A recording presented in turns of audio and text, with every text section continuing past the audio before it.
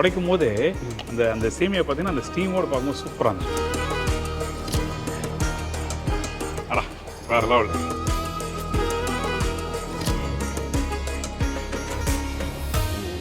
Thank you super. Thank you.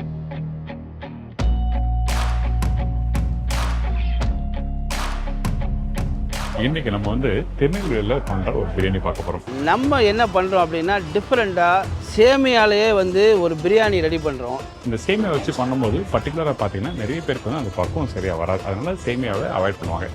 ஆனால் நம்ம எப்படி நார்மலாக வந்து ரைஸில் பண்ணுற அந்த பிரியாணியை வந்து அப்படியே சேமியா பக்குவத்தில் கொண்டு வரது.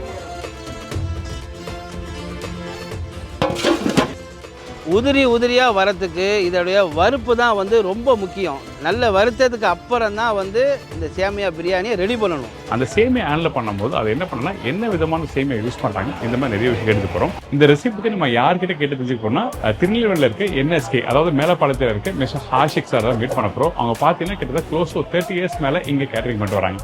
இந்த சேமியா பிரியாணியை பொறுத்த வரைக்கும் நாங்கள் 5000 பேர் 10,000 பேருக்குன்னு நம்ம ரொம்ப அசால்ட்டாக பண்ணுவோம். இது வந்து எங்கள் அப்பா எங்களுக்கு சொல்லி கொடுத்த ஒரு மெத்தடு. நீங்களும் ட்ரை பண்ணி பாருங்கள்.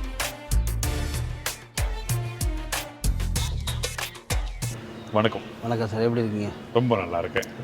ஒரு வாட்டியும் ஒரு புது விதமான ரெசிபிகள் உங்களோட கைப்பக்கத்தில் காமிக்கிறீங்க. அதாவது நிறைய பேர் வீட்டில் சமைச்சு பார்த்து தெரிஞ்சிருந்தாலும் ஆனால் உங்களோட கைப்பக்கம் அந்த ரெசிபிகள் வித்தியாசங்கள் நிறைய இருக்குது. தேங்க்யூ. ஸோ அந்த மாதிரி இன்றைக்கி நம்ம என்ன பண்ண போகிறோம், சேமியாலேயே சிக்கன் பிரியாணி ருசியாக டேஸ்ட்டாக எப்படி செய்யணும் பண்ணுற பார்க்கலாம். சேமியாவில். ஆனால் அந்த சேமியா பிரியாணி சொல்லும் போது எல்லாருக்கும் வந்து வீட்டில் பண்ணுவாங்க, சில பேர் ஒன்று பண்ணுவாங்க. ஆனால் ஒரு பயம் இருக்கும். அந்த பயம் அந்த சேமியா கெட்டி ஆகிடுமா, ஒட்டிக்குமா, உதிரியாக வருமானு அப்படி இருக்கும். ஸோ அந்த மாதிரி வராமல் இருக்கிறதுக்கு என்ன பண்ணலாம்? நீங்கள் பயம்னு சொன்னவொடனே தெரியும் நீங்கள் இந்த கேள்வியை தான் கேட்க போறீங்கன்னு தெரியும். ஒட்டாமல் வர்றதுக்கு என்னென்னா அந்த வறுக்கிறது இருக்குல்ல, அதுதான் மெயின். சரி, ஓகே. அப்போ பேசிட்டு பண்ணலாம். எனக்கு தேவையான பொருட்கள் சொல்லுங்கள். ஓகே.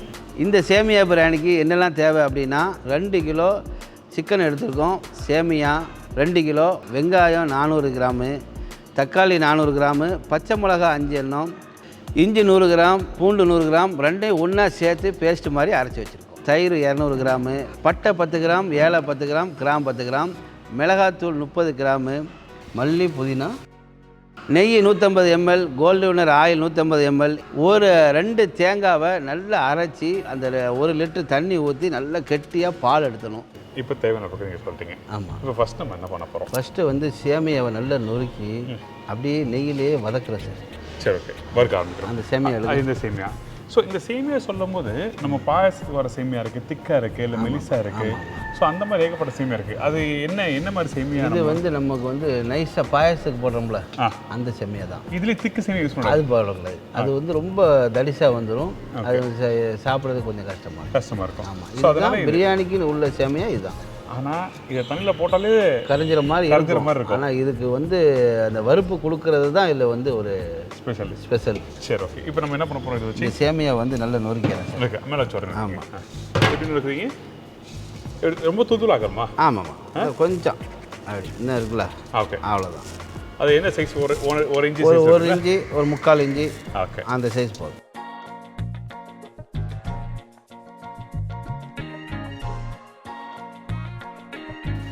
போதுமா அது? போதும் சார். இந்த பாருங்க நல்ல ஒரு இன்ச்சு சூப்பராக. சரி, ஓகே, டன். சரிங்களா? இதுக்கப்புறம் என்ன பண்ணுறோம்? இதுக்கப்புறம் சார் சேமியா வந்து நல்லா வறுக்க போகிறோம். இப்படி கடையிலே வறுக்கணுமா? அப்படி இல்லை, இந்த சட்டியில் வறுத்துறோம். இந்த சட்டியில் போடலாம். இந்த இடத்துல. சரி, ஓகே. வறுத்த சேமியாவை கடையில் ரெடிமேடாக கிடைக்குது, அது யூஸ் பண்ணலாமா? வறுத்த சேமியா வந்து நம்மளுக்கு தகுந்த மாதிரி வறுப்பு அதில் இருக்காது. ஓகே. ஏன்னா இதுக்குன்னு ஒரு பக்குவம் இருக்குது, இது ஒரு வறுப்பு இருக்குது. அதுதான் இந்த பூ மாதிரி வரத்துக்கு கொடுக்கலாம். ஒரு சின்ன ஷார்ட் விட்டு எடுத்து போய் போயிடலாம் பாருங்க. முடியாது சார், ஓட மாட்டீங்க. டேரெக்டாக தான் போகணும், ஸ்ட்ரைட்டாக போயிடணும். சரி, ஓகே. கொடுங்க, வறுக்க ஆரம்பிச்சலாம்.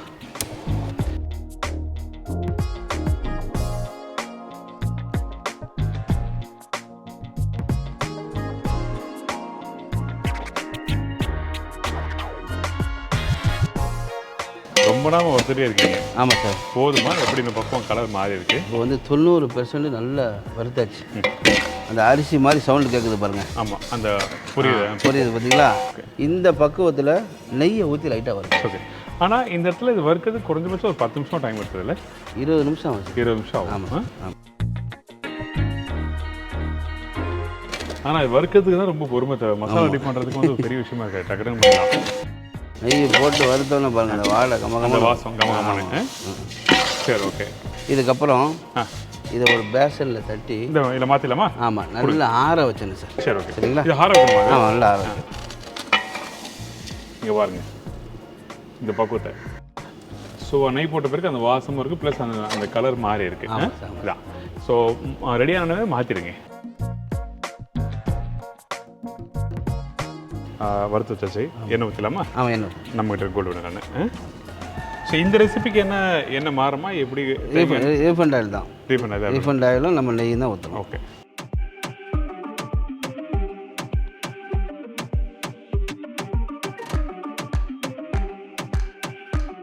அடுத்தது என்ன கேட்பீங்க?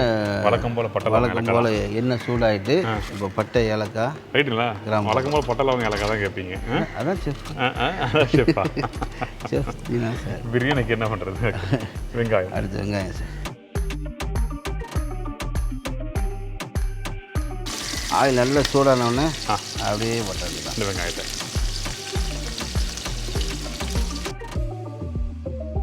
இப்போது நீங்கள் சிக்கன் பிரியாணிக்கு பண்ண மாதிரி வந்து இந்த வெங்காயத்தை குக் பண்ணுற பக்கம் எப்படி இருக்கணும்? இது நல்லா ப்ரௌன் ஆகணுமா இல்லை ஹாஃப் டன் ஆன பிறகு வெங்காயத்தை கலர் மாற்றணுமா? ஹாஃப் கலர்லேயே போட்ட வேண்டியதான். ஹாஃப்லேயே போட்ட வேண்டியது. ஆமாம் சரி வச்சுட்டேன். பச்சை மிளகா போடலாமா? பச்சை மிளகா எடுங்க. வேண்டாங்க. உடச்சி போடலாமா? அப்படியே போடலாம். அப்படியே போடணுமா? இது உடச்சி போடாமல் இருக்கிறதுக்கு எனக்கு காரணம் இருக்குது. உடச்சி போட்டேன்னா காரம் ரொம்ப ஏறிடுச்சு. ஓகே தான். நம்மளுக்கு அந்த வாழையும் அதில் உள்ள ஒரு காரம் ஒரு 50% தேவைப்படும். உடச்சி போட்டிங்கன்னா நீங்கள் 100% காரம் ஏறும். புரியுது. நல்ல ஒரு அரைவாசி வந்துட்டு ஒரு 60% வந்துட்டு இப்போ அந்த இஞ்சி பூண்டு தயிர் எடுங்க சார். இந்தாங்க இஞ்சி பூண்டு பேஸ்ட்டு. இஞ்சி பூண்டு பேஸ்ட். ஓகே. வெங்காயத்தை நாங்கள் காமிச்ச அந்த பக்குவத்திலேயே நீங்கள் ரெடி பண்ணிக்கோங்க. அது வெரி இம்பார்ட்டன்ட். அதுக்கேற்ற மாதிரி நீங்கள் பண்ணிக்கலாம். அப்படி அந்த தயிர் போடலாமா? ஆமாம்.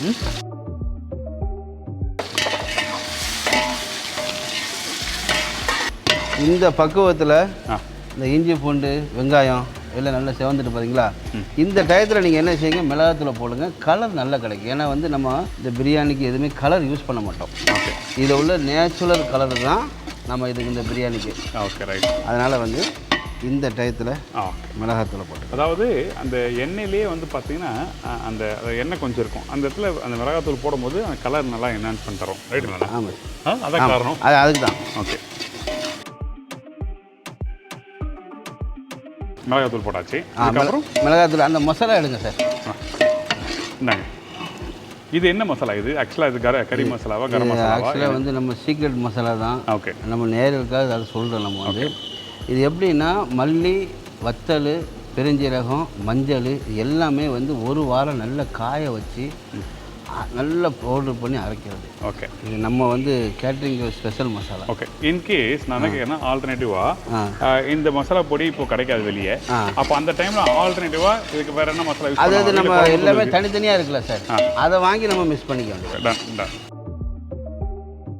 ரெட்டு, எல்லோ, ஓகே, இந்த ப்ரௌனு எல்லாம் சேர்த்து இந்த மணமும் அப்படியே ருசியாக வந்துடும். ஓகே. இப்போ அந்த டயத்தில் நம்ம உப்பு எடுங்க சார். அந்த கல் உப்பு எடுங்க. இந்த கல் உப்பு வந்து அப்படியே தட்டிக்க வேண்டியதான். இது போட்டுரும், தேவையான உப்பு போட்டுரும். இதுக்கப்புறம் தக்காளி போடுறோமா? இதுக்கப்புறம் நல்லா வெந்தவொடனே மல்லி, புதினா, தக்காளி போடுறோம். மல்லி, புதினா, தக்காளி இப்போ போடலாமா இல்லை வேணுமா? போட்டுருவோம் சார்.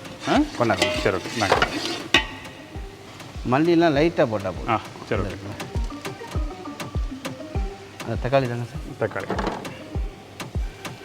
அவ்வளோ எல்லாமே போட்டாச்சு. தக்காளியுமே இந்த ரவுண்ட் ஸ்லைஸாக அப்படி பண்ணால் சீக்கிரம் கரைஞ்சிடும். சரி. நீங்கள் இந்த தண்ணி ஏன் அப்பப்போ ஊற்றுறோம் அப்படின்னா இந்த இஞ்சி பூண்டுலாம் போட்டுருக்கோம்ல, இந்த மசாலாலாம் முன்னாடி போட்டோம்ல, இது கொஞ்சம் அடி பிடிக்காமல் இருக்கும். ஓகே. நல்லா வெந்துட்டு சார். இப்போ சிக்கனை போட்டு அளவு தண்ணியும் இந்த தேங்காய் பாலையும் ஊற்றிடலாம். இந்தாங்க சிக்கன்.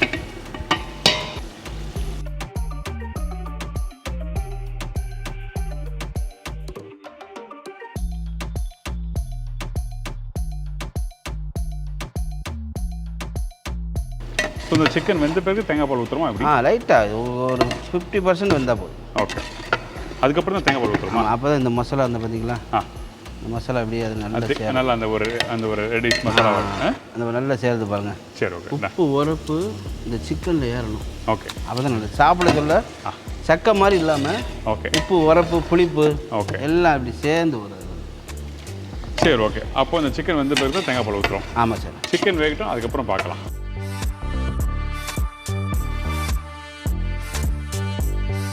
சிக்கன் எப்படி வந்திருக்கு பாருங்கள். அந்த மசாலா போட்டு உன்னோட ஒன்று சேர்ந்துருக்கு நல்லாவே. அதோட சேர்ந்து பார்த்தீங்களா அந்த ஒரு நல்ல அந்த ஒரு ரெட்டிஷ் ஆரஞ்சு கலர் போட்டோம். ஜூஸியாக இருக்குது. இந்த டயத்தில் நம்ம என்ன செய்யறோம், இந்த தேங்காய் பால் எடுத்துருக்கோம் பாருங்கள். ஆமாம், இதை கொடுங்க சார். இங்கே ஜக்கிலையும் வச்சுருக்கீங்க. ஜக்கில் இதில் என்ன இருக்குது? அது தேங்காய் தான். சரி. தேங்காவோட திருவண்ண தேங்காவா? ஆமாம் ஆமாம். அதை அரைச்சி நல்ல மைப்போல் அது பால் எடுத்துட்டோம். ஓகே, அந்த இதை எடுங்க. இப்போ நம்ம எத்தனை கிலோ சேமியா போடுறோம்? 2 கிலோ. அப்போது 1 கிலோ சேமியா இருக்கிறதுனா என்ன ரேஷியோ தண்ணி வைக்கிறோம் நம்ம இதில்? 1க்கு 1.5 வைக்கிறோம். 1க்கு 1.5. அந்த 1க்கு 1.5லேயே அந்த நம்ம இஞ்சி பூண்டு எல்லாம் போடுறப்பாங்க. இந்த தண்ணியெல்லாம் அந்த அளவில் சேர்த்துக்கும். சரி, அந்த தண்ணி சேர்த்துலாமா? நாங்கள் ஓகே, அவ்வளோதான். இப்போ கொதிச்ச பிறகு இந்த சேமியா போட்டு இறக்க வேண்டியதான். அவ்வளோதான். ஓகே, நல்லா கொதிக்கட்டும், அதுக்கப்புறம் பார்க்கலாம்.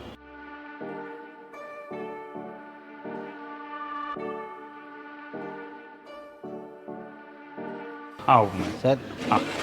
அடடா அடடா, நல்ல கறி வாசம். சூப்பராக வந்து ஒரு கிலோ போட்டுருமா? போடுங்க, மிக்ஸ் பண்ணுங்க.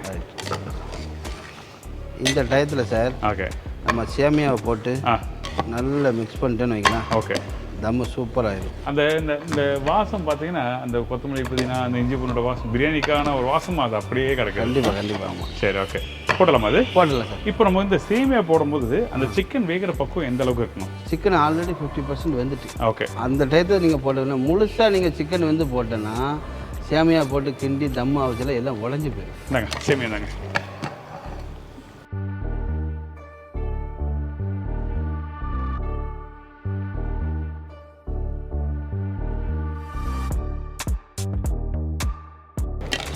இந்த சேமியா வந்து தட்டின உடனே தண்ணி ஃபுல்லாக அப்படியே இழுத்துரும். சரி ஓகே. உடனே 40% நீங்கள் அந்த தண்ணி இழுக்கிறதுக்கு முன்னாடியே நீங்கள் தம்மை போட்டு முடிச்சிடணும். அவ்வளோதான். பெரிய வேலையெல்லாம் கிடையாது. சிம்பிள், ஈஸியாக வேலை. அரிசி மாதிரி போட்டு நம்ம கிண்டிகிட்டேலாம் இருக்கக்கூடாது. அவ்வளோதான். இந்த பக்கம் வந்தால் போதும். இந்த பக்கம் வந்தால் முடிஞ்சு போச்சு. அவ்வளோதான். அப்படியே இழுத்து தம்மை போட வேண்டியது. ஒரு டம் போட்டு காமிங்க. ஆமாம். ஓகே, நீங்கள் ஆல்மோஸ்ட் போட்ட உடனே டக்குன்னு அந்த வாட்டர் எல்லாத்தையும் மட்டும் தான் ஆகிடுச்சு. இதுக்கப்புறம் தம் போட்டுரும். ஆனால் ரைஸ் போடுற பக்கம் வேறு, இந்த பக்கம் வேறு. கொஞ்சம் கவனமாக இருந்துக்குங்க. அவ்வளோதான். மூடி கொடுங்க சார். சூப்பராக ஒரு 20 நிமிஷத்தில் இந்த சேமியா பிரியாணி தம் ஆகிட்டு. சரி ஓகே, ஓப்பன் பண்ணலாமா? ஓப்பன் பண்ணலாம். நீங்கள் இது வரைக்கும் சாப்பிடாத ஒரு சேமியா பிரியாணியை சாப்பிட்டுட்டு எப்படி இருந்துச்சு சொல்லுங்கள். பண்ணி தான் வெயிட் பண்ணுறேன். Thank you sir. சரி, அடா சூப்பர். உடைக்கலாமா? உடைச்சிடும். உடைங்க. உடச்சி எனக்கு அந்த பிளேட்டில் போட்டு அப்படியே தாங்க. ரெடி.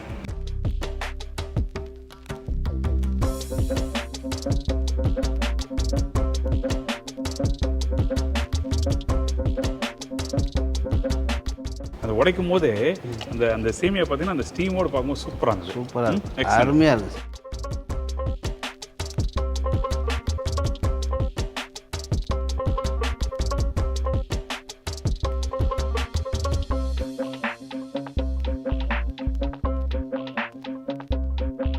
போதும், கொடுங்க. அடா வேறு லெவல். Thank you so much. சாப்பிட்றதுக்கு இன்னொரு விஷயம் சொல்லிடுறேன். நல்லா வாசம் நல்லா இருக்கா சார்? இந்த பீஸு இதெல்லாம் பார்க்கும்போது சூப்பராக இருக்குது. ரெண்டாவது இந்த சேமியா கையில் எடுக்கும்போது ஒரு அந்த சாஃப்ட்னஸ் சாப்பிடுங்க சார். அந்த கொஞ்சம் அந்த சேமியா வேகாமல் இருந்தால் அந்த ஒரு மாதிரி குச்சா இருக்கும், வேற வேறையாக இருக்கும்ல, இல்லை குழஞ்சிடும். அந்த மாதிரிலாம் எதுவுமே இல்லை. நல்லா நீட்டாக இருக்குது, பக்குவமாக இருக்குது.